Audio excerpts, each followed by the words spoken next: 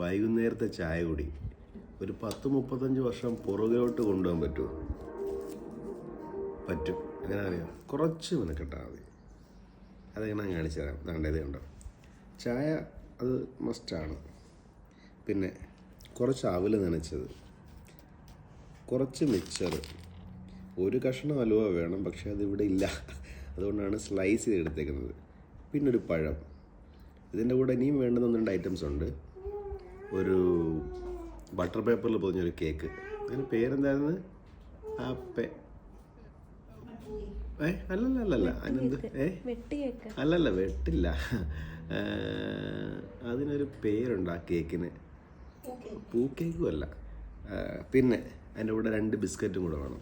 അപ്പോൾ ഇത്രയും കാര്യങ്ങളായി കഴിഞ്ഞാൽ ഒരു കല്യാണ വീടിൻ്റെ തലേന്ന് നടക്കുന്ന ഫങ്ഷന് കൊടുക്കുന്ന ഭക്ഷണമായി പേപ്പർ പ്ലേറ്റിനകത്ത്.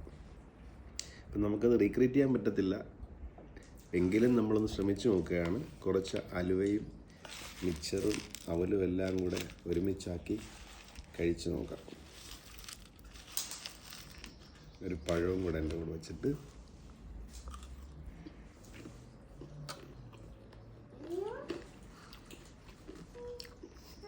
എൻ്റെ പൊന്നെ സത്യം, ആ കല്യാണ ടേസ്റ്റ് എൻ്റെ ദൈവമേ. കഴിച്ചു നോക്ക് ഉള്ളത്.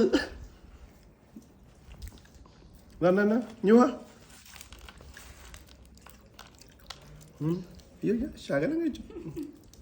എന്നാ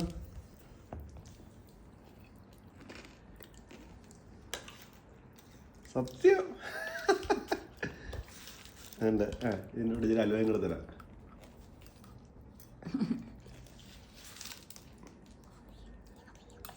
പക്ക, ഒരു സംശയമില്ല. നിങ്ങൾ കഴിച്ചു നോക്ക്.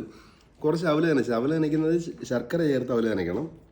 പഴം, മിക്സർ, അലുവ, പിന്നെ ഇവിടെ ഒരു ബിസ്ക്കറ്റും മറ്റേ പേപ്പർ ഇപ്പോൾ കേക്കിൻ്റെ പേരെന്തുവായിരുന്നു? ഒരു മിഠായി കണക്ക് പൊതിഞ്ഞ് വെക്കുക കേക്ക്. എന്തിനായാലും കൊള്ളാം. അതും ചായയും ഇന്ന് കഴിച്ചു നോക്ക്, സെറ്റായിരിക്കും. അയ്യോ ഞാൻ ഒരിക്കലും പ്രതീക്ഷിച്ചില്ല ആ ടേസ്റ്റ്. ആ ഓർമ്മകളിലോട്ട് പോയി. ആ ട്യൂബ് ലൈറ്റും വെട്ടവും ആ വെള്ളപ്പന്തലും. അയ്യോ